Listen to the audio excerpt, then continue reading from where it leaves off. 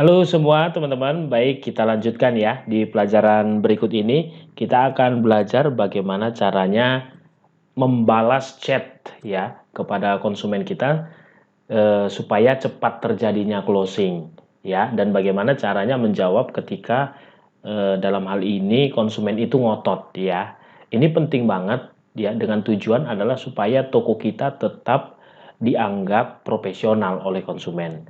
Ya, kita tahu ketika konsumen merasa dirugikan, mereka bisa ngomong kemanapun, sehingga mereka bisa mengatakan, wah toko ini nggak bagus dan lain-lain. Sehingga akhirnya efeknya ke toko kita susah untuk jualan. Nah, oleh karena itu buat teman-teman perlu diketahui ya, strateginya adalah bagaimanapun ceritanya, kita tidak boleh terpancing ya kepada setiap apakah itu cacian, makian dari konsumen atau marahnya konsumen itu. Ya, ini penting banget. Oleh karena itu disetting dulu pikiran dan hatinya, jangan emosi ketika menghadapi konsumen. Apalagi kan kita tahu ya yang namanya dagang atau jualan ini berkaitan dengan uang, di mana kalau konsumennya itu seolah-olah nggak terima dan lain-lain, kita kita juga bisa merasa dirugikan. Mereka merasa dirugikan, kita juga bisa merasa dirugikan. Oleh karena itu harus kita cari solusi terbaik, win-win solution. Kita bisa saja rugi ya, teman-teman harus ngerti ini. Kita bisa saja rugi, tapi ruginya sedikit gitu ya, sedikit.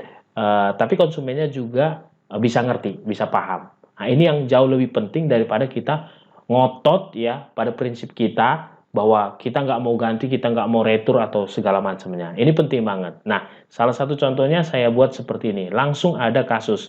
Ya, contoh yang seperti ini. Ini baru aja, baru banget ya ada kasus. Jadi ceritanya si kakak ini dia udah beli, terus dia batalin, terus dia pesan lagi gitu ya. Masih ada nggak pesananku dan lain-lain. Ping, restock kapan? Hai kak, stok kosong ping. Ready stock kapan kak kira-kira? Belum tahu. Ya, langsung dia beli lagi ini. Ya, beli lagi. Kemudian kak, jadinya mau warna apa? Ada merah, saya bilang kan merah, saya kirimin gambarnya merah. Merahnya itu agak Fanta, saya bilang. Terus dia bilang pink Fanta L gitu ya. Coba saya besarkan dikit. Pink Fanta L, mana ini? Udah ada kan? Kalau benar-benar pink Fanta kosong, saya katakan. Ya adanya merah, tapi merahnya itu bukan merah cabai kok, kayak mendekati Fanta begitu ya. Cuma kita bilang merah supaya nggak sama dengan yang Fanta lah. Kemarin di stoknya ada kak, makanya saya bisa payment gitu ya. Ceritanya dia bisa beli. Kak, stok kita bergerak cepat, reseller juga banyak. Terlambat sedikit pasti ketinggalan dan kehabisan. Saya bilang gitu. Loh, kalau di-upload di Shopee kan first pay first get kak. Kalau saya tunggu sampai yang pink ada gimana? Ceritanya gitu kan. Nah, perhatikan teman-teman, sebenarnya di sini dia udah ngotot ini. Ya, tapi saya secara pribadi itu bisa memahami dia juga. Ya, namanya juga udah beli, udah bayar, masa warna yang dia mau nggak ada, atau istilah kata barang yang dia mau tiba-tiba nggak ada gitu ya. Nah, kita yang harus memampukan mereka paham gitu. Kita yang harus menjelaskan supaya mereka paham. Nah, saya biarin dulu dia, terus dia jawab lagi. Dia bilang lagi, kalau yang diutamakan reseller di Shopee, stok barangnya jangan diupload di Shopee semua kak, biar yang kedapatan di Shopee bisa dapat barangnya. Ya, kakak tunggu nggak? Kakak tunggu nggak tahu keluar kapan? Oh, maksudnya yang menyambung yang di atas. Dia kan tanya tadi keluarnya kapan? Nggak tahu kapan kak. Ini juga bahan mahal semuanya, makanya konveksi pada nggak mau belanja bahan. Langsung dia ngoceh lah di sini kan panjang. Saya nggak peduli konveksi mau belanja bahan atau enggak ya. Enggak kak, yang saya tahu kakak pasang jualan di Shopee dengan harga segini, terus ada stok dan saya beli. Berarti kan seharusnya saya udah dapet dong barangnya. Saya nggak perlu reseller kakak banyak, sebanyak apa. Yang jelas kalau stok di Shopee ada, berarti buyer taunya itu ada barang. Kenapa pas saya sudah selesai payment, sudah jelas-jelas dapat barang di app ya, maksudnya di aplikasi, eh, dibilang barang kosong, kecewa deh sama Allshop ini, terserah deh mau dikirim yang mana, akhirnya nyerah juga ya kan, terserah deh mau dikirim yang mana, karena memang barangnya nggak ada, dia langsung ngerti gitu. Kita nggak emosi, misalnya mengatakan, ya udah kakak batalin aja deh, ya udah gini-gini. Nah, saran saya buat teman-teman mesti belajar yang namanya self control, ya emosinya ditahan. Kita tahu ya, ingat teman-teman, kita tahu mereka pembeli, mereka bayar ke Shopee gitu ya. Kita tahu juga ketika mereka udah beli, barangnya harus kita kirim ya. Dimana ketika misalnya mereka cancel pun kita dapat penalti, istilah kata penurunan, pembatalan, ya kan? Atau tiba-tiba kita kirim barang sembarangan pun nanti konsumennya nggak senang, nggak enak. Jadi harus hati-hati sehingga di dalam percakapan ini ya itu konsumen sampai mengatakan oke deh, ya udah deh gitu.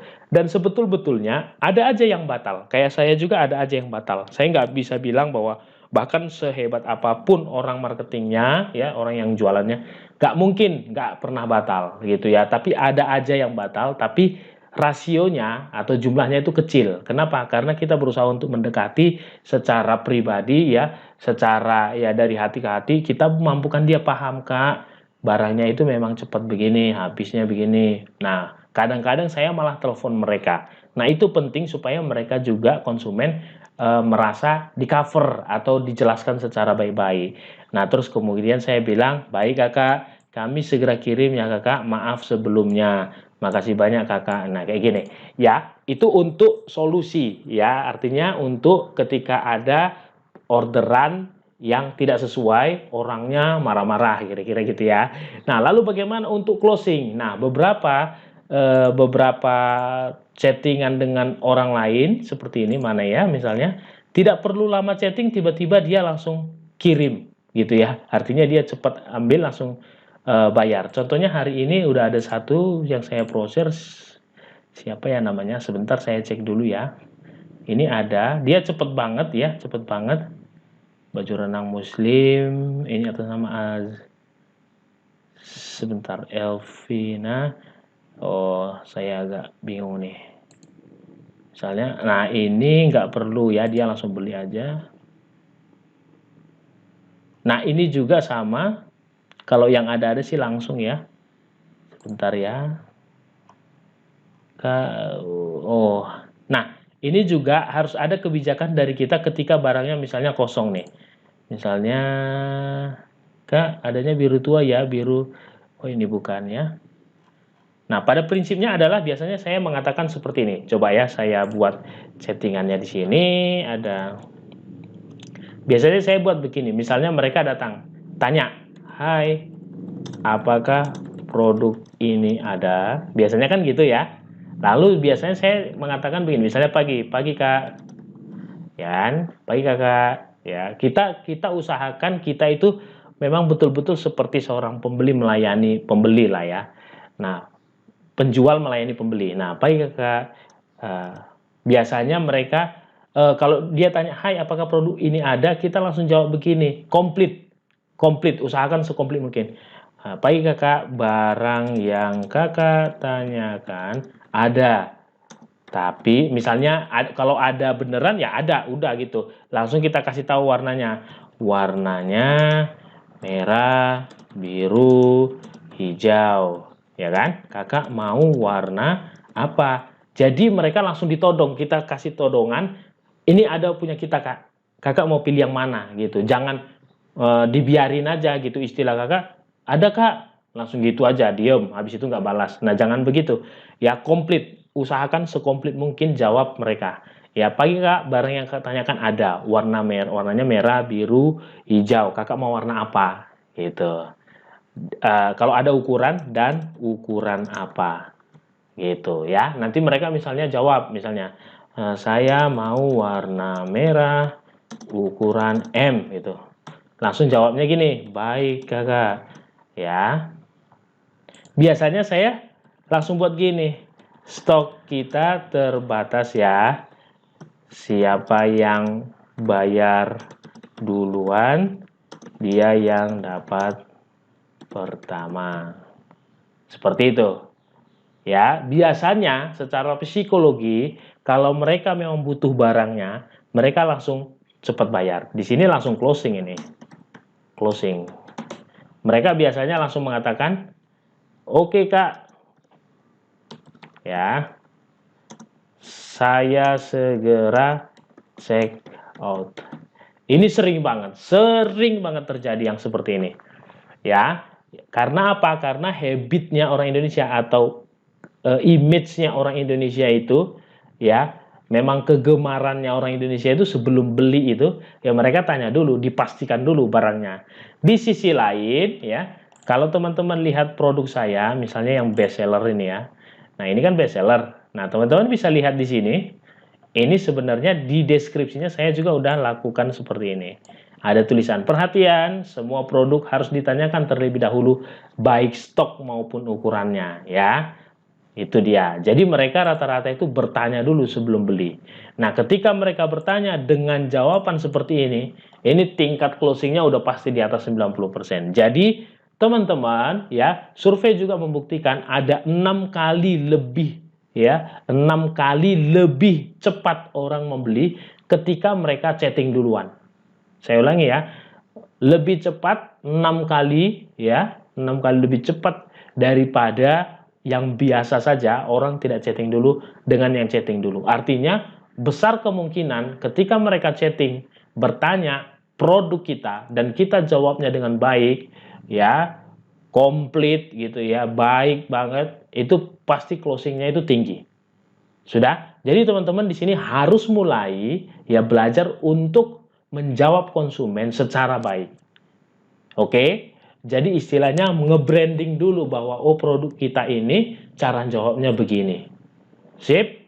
Nah, ini butuh latihan. Oleh karena itu coba saya ingin ya teman-teman buat apa namanya? Percakapan lah ya kayak gitu atau kayak jawaban-jawaban dari pertanyaan-pertanyaan orang ya. Nah, semoga dengan begini pun teman-teman nanti mulai hari ini mulai ada yang chatting gitu. Halo Kak, karena biasanya ketika ada yang mulai chatting itu kita jadi senang banget. Ih, kita jawab nih gitu ya. Selain itu, dari chatting kalau bisa chattingan cepat dijawab ya. Ketika misalnya mereka masuk chat seperti ini ya, tiba-tiba nih masuk nih chat, langsung dijawab aja gitu. Sis, untuk BB80 muat. Pak, hai Kak. Ya, ini contohnya nih. Untuk BB80 pakai yang jumbo saja Kak. Nah, kita kasihkan produknya. Biasanya saya gitu, saya klik gini, saya kasih search yang ini jumbo. Nah, seperti itu. Silahkan Kakak cek deskripsinya ya. Jangan sampai salah. Nah, kalau kebesaran sedikit masih oke. Kalau kekecilan pasti nggak terpakai. Jadi cek deskripsinya ya. Gitu. Perhatikan cara-cara menjawab juga penting banget. Cara penulisan contohnya seperti ini. Ya. Coba saya kasih tahu nih. Misalnya gini. Ya. Ya. Ya, dengan ya, beda nggak? Ini di chattingan beda loh ya, nadanya beda. Kalau kita langsung ngomong ke orang, mungkin apa namanya nadanya kita bisa atur ya, gitu kan? Atau ya, ya, ya itu beda. Atau misalnya baik, baik, kakak, misalnya atau misalnya siap, kakak, gitu ya. Atau makasih ya kakak gitu. Nah perhatikan kedekatan percakapan dari tulisan biasanya bisa dipakai dengan cara begini. Ini banyak orang nggak tahu loh. Dia sibuk aja asal nulis oke kak, oke aja dia. Nah itu beda dengan yang seperti ini. Dan tidak jarang saya menemukan repeat order karena mereka merasa nyaman dengan tulisan seperti ini. Terus biasanya kasih kalau di chattingannya Shopee ini kan apalagi bisa seperti ini. Ya, ada emotnya, ada gambar-gambarnya, ada icon-iconnya. Itu bagus banget ya. Misalnya ini lagi dia tanya apa? Oh, yang ini. Boleh Kak merah Fanta nggak apa? Oke, Kak kapan dikirim? Nah, kami kirim hari ini ya Kak, ditunggu ya. Mohon ditunggu ya Kak. Tuh, biasanya kayak gitu saya nulisnya. Mohon ditunggu ya Kak. Tuh, boleh ditambahkan ini. Kita pilih aja. Nah, seperti itu ya. Mereka merasa dihargai, mereka merasa dihormati, mereka merasa memang diajak ngobrol gitu. Sip. Nah, ini butuh latihan. Saya sarankan teman-teman latihan. Nah, kalau ada gitu ya pertanyaan-pertanyaan atau misalnya nih teman punya masalah di chattingannya karena orangnya ngambek atau marah mungkin. Nanti silakan konsultasi di grup ya. Saya akan kasih ya kita cari jawabannya, solusinya lah buat teman-teman. Sip, ini perlu latihan banget ya. Oleh karena itu teman-teman silahkan ya dilatih. Usahakan konsumen jangan sampai kabur dengan image negatif yang ada di pikirannya bahwa toko kita itu jelek. Sip. Oke, itu aja. Sampai ketemu di pelajaran selanjutnya. Bye-bye.